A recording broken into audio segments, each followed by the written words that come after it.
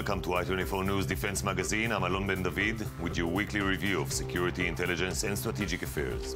In this edition, Syria's Druze are under threat from Islamist group as their brothers in Israel take their protest to the next level. As the threat of lone wolf terrorists in the West Bank and Jerusalem grows, what can be done to combat it?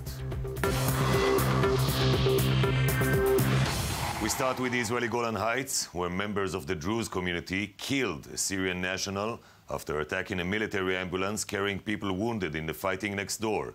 The incident near the village of Majd al-Shams underscores the Israeli Druze community's concern for relatives and friends in Syria who fear the threat from approaching Islamist group. I-24 News correspondent Michal Divon has the details. An Israeli military ambulance transporting wounded Syrian fighters for medical treatment in Israel was attacked Monday night in the Golan Heights by local Druze residents, resulting in the death of one Syrian with another in critical condition. When I arrived at the scene, the wounded were thrown outside the ambulance and there was a paramedic. Since I'm an ambulance driver myself, I offered to help and so I assisted. We tried to treat them to inspect their condition. But we didn't succeed to do much since they needed to be evacuated as fast as possible because a mob of Druze were still at the scene. The incident took place near the Israeli Golan village of Majd al-Shams, located along the border with Syria.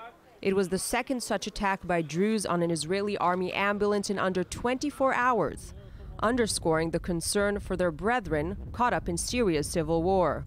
I think it's gonna affect the struggle of the Druze for their relatives across the border, and I think the IDF and the police must be patrol and operate in all those villages in the next few days, because we have some demonstrations and other severe incidents along the border with Israel. 2 Israeli soldiers were also lightly injured in Monday's attack. Israel has regularly treated injured Syrians since violence erupted in the country more than 4 years ago. Earlier today, we spoke with Reserve Colonel Kobi Marom, a research associate at the International Counterterrorism Institute in Herzliya, who lives in the Golan Heights. Colonel Marom, you've been a neighbor with the Druze town of Majd al-Shams for years. Were you surprised by the attack on a military ambulance and the lynching of 2 injured Syrians? I do surprise. We have a great relationship with our neighbors in Majd al-Shams and other Druze villages for years. They're working for us. I know the leadership. I know they are ashamed this morning from the terrible lynch. In my point of view, what's happened last night here, it's unacceptable. It's crossing a red line. And it's something that I didn't imagine that the people of Majd al-Shams, with all due respect to the situation that they are take care of their relatives across the border, will do. What will it do to Israel's relations with the rebel organizations across the border, and what will it do to the rebels' relations with the Syrian Druze community? Well, Israel, I think, has to think and operate different ways to protect those evacuation of those casualties from the battles in Syria. I think it's a beautiful Israeli humanitarian project that we have to continue to do it. I've heard the leadership of the IDF saying this, and I think it's the right thing to do. I think we have to operate much more in all the Druze villages in the near future, that this kind of event will not happen again. Are the Druze in Syria indeed facing the threat of mass killing? Well, that's part of the reality that the Assad regime tried to create here, and the relationship between the Druze and with the Israelis. They tried to push Israel. It's very clear, to push Israel to be part of the civil war in Syria. I think it's not our job. We promise, and the Israeli leadership promised, that we will not allow genocide. There is no genocide in Khadr or in Jabal Druze. And I know that a lot of things had happened to prevent any type of genocide. I really concerned that maybe with the event that we had here last night, that we'll see type of revenge on the other side, that we'll see the Jubat and Nusra or others, neighbors of those 2 casualties from last night, that will do something, any Druze film. This may happen, but I think Israel should continue this beautiful humanitarian project. What should Israel do? Intervene and protect the Druze? It's part of our commitment to the Druze in Israel that sacrificed their life for the country since Israel established in 1948. And I know that all the political leadership and the military leadership said will not allow it. And I know that there is a lot of steps going on right now, I think the people, the group of people that this terrible lynch actually heard the struggle of the Druze for their relatives across the border. So I think we should continue. Israel will continue with the strategy to protect and support the Druze across the border. But in the end of the day, it's not Israeli war. We have to continue to be out of this gate. Thank you very much, Colonel Maron.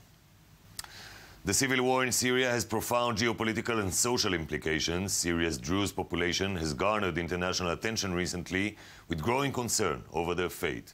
Given the mounting unrest among Israel's Druze population, Jerusalem has been placed in a difficult position.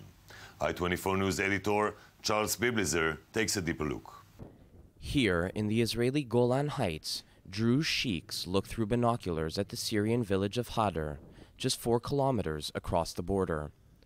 They fear their fellow Druze are in imminent danger, as intense battles have left the al-Qaeda-linked Nusra Front in control of most of the area surrounding the village. We are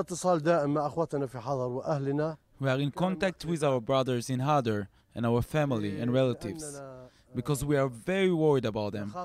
They are fighting for their houses, families, children, and their country. Earlier this month, the Nusra Front killed at least 20 Syrian Druze in Idlib, raising concern for the minority, which for the most part is loyal to President Bashar al-Assad and thus viewed as an enemy by anti-regime forces.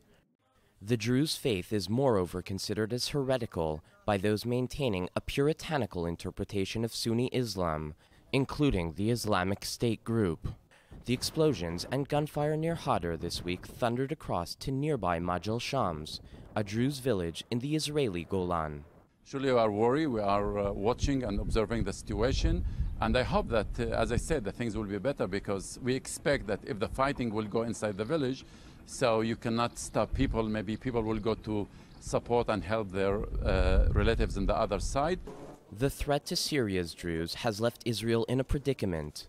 The government is preparing for the real possibility of a mass exodus towards the border should the fighting intensify. Some are even calling for direct intervention on their behalf. The Druze people, unfortunately, are in a real threat to their very, very existence. And that shows what is the need to be secure, to be able to defend yourself. The Israeli army captured parts of the Golan from Syria in the 1967 Six-Day War. The government gave the Druze there, who today number about 20,000, the option of citizenship, but most rejected it. Today, the total Druze population in Israel numbers more than 100,000, most of whom are anxiously awaiting, as the fate of their brothers in Syria hangs in the balance. To further explore the situation in Syria, I'm joined now in the studio by Daniel Nisman, president of Levantine Group, a geopolitical risk consultancy firm. Thank you for joining us. Thanks for having me. I wanted to ask you, is there a genuine threat to the Druze community in Syria? I think the situation is much more complicated than both sides are trying to point out. There's multiple concentrations of Druze population across Syria. There's Druze in the north, in Idlib province. There's Druze in several villages in the Syrian Golan Heights across from the Israeli border. And then there's a very large concentration of Druze across from the Jordanian border in the Soweto province. Now, each entity is facing a different threat, but what each entity does have in common is that recently the Assad regime has basically decided, after decades of Druze loyalty, to forego their commitment to protect the Druze. What is the agenda? What is the policy of Jabhat al-Nusra vis-a-vis the Druze? Their objective is to secure the Quneitra province, to get the Assad regime out of there so they can get that back door to Damascus and also to the Kalamun region to connect those areas with the south. The Druze, those villages which have been traditionally protected by the regime, they pose an obstacle, and the regime needs to be cleared from those areas. So, for example, if you look at it tactically in the Golan Heights, you have the last regime stronghold, which is called Khan al-Nabe, connected by a main highway to Damascus. The rebels are trying to encircle that area, and to encircle that from the north, you have to capture the towns of Hadar and all the other ones that have been making the headlines. So as we see them approaching Hadar village, what do you think should Israel do? First, I think it needs to be understood that the threat is almost being exaggerated for now against the village. It needs to be monitored, but the rebels have not, even the most extremist rebels that are part of this coalition, they have not made any attempts to attack civilians. Their attacks have been focused mainly on the regime positions, and they've been very clear with their statements by saying to the Druze, you're either with us or against us, meaning you can join us or you can stay with the regime, but then you will have to face the consequences. Where an attack on civilians, sort of like what happened in the Idlib province on June 10th, which is what sort of started this whole uproar, where Nusra fighters killed several dozen Druze. We don't see that the militias in the Syrian Golan Heights, which are much more rational, have this sort of intent to attack the Druze, especially when they understand there could be serious political and diplomatic setbacks for them if they were to do that. Recent months show a surge in terror attacks in the West Bank and Jerusalem conducted by lone individuals. Lone wolf terrorists are out to kill on their own initiative with no organizational background. Before we discuss what steps are being taken to prevent future occurrences, Shai Ben-Ari reports.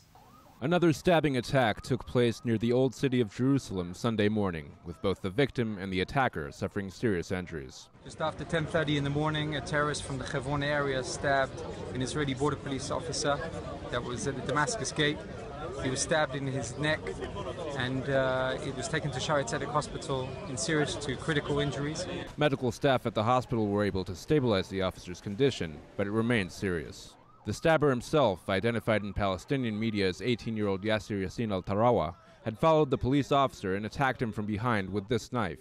The policeman managed to shoot the attacker 6 times, according to eyewitnesses. It is the latest suspected lone wolf attack whereby unaffiliated individuals take it upon themselves to inflict harm generally for nationalistic purposes. Security restrictions on Palestinians traveling to prayers at Jerusalem's Al-Aqsa Mosque had been relaxed for the Muslim holy month of Ramadan. Following Sunday's attack, however, the government moved to revoke 500 travel permits issued to Palestinians in the West Bank that would have allowed them to travel to Ben Gurion Airport. Israel also declared null and void whatever travel permits were issued to residents of the Syria village, where the perpetrator of the stabbing resided. Other punitive measures are still being considered. Israeli Prime Minister Benjamin Netanyahu commented on the general security situation shortly ahead of Sunday's attack. There are attempted terrorist attacks all the time. Unfortunately, some of them succeed. The reason that most do not succeed is because of very accelerated action by the IDF and the Israel Security Authority and other elements on behalf of the State of Israel.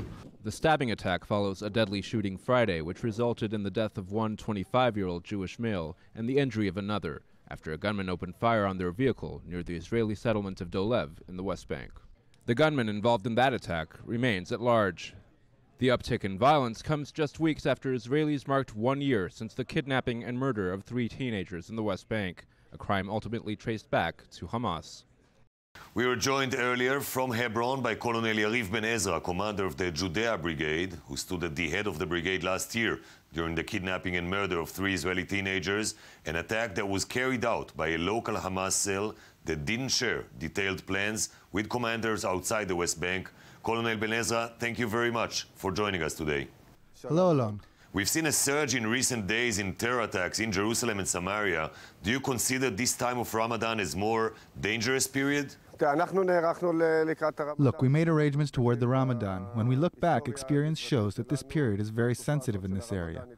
We understand the connection to religion of the other side. They have their holy days before and they have their holy days during Ramadan. But when I look at the reality of this year compared to the last, I see a very big difference. On our part, we are ready and hope this time will continue as it did in the early days. It's true that 2 events took place in recent days. One was the deadly attack in Binyamin region, and the second the stabbing in Jerusalem. There's no doubt these events can resonate and change the reality in Hebron as well. But we are also seeing condemnations, and we see that there is great wish in the street to carry on Ramadan in a good and peaceful way, and to use the easing Israel granted. And we also see that they use these relief measures. Yet since the beginning of the year, we count 15 lone wolf attacks, 2 of them in your theater, some came out of your jurisdiction. How do you deal with those kind of attacks? The lone attackers phenomenon, an individual operating without organizational infrastructure, are a big challenge for the security system, to us as an army, and to the intelligence community. We deal with it firstly with strong protective measures. There's no doubt that the moment you allow for a better fabric of life, enabling them to celebrate the holiday, when the economic situation is improving every day, this cycle of lone attackers will lessen. And that's all we have time for. Be sure to visit us again next week for another edition of I24 News Defense. For all the latest headlines, log on to www.i24news.tv. Have a safe night from Jaffa Port.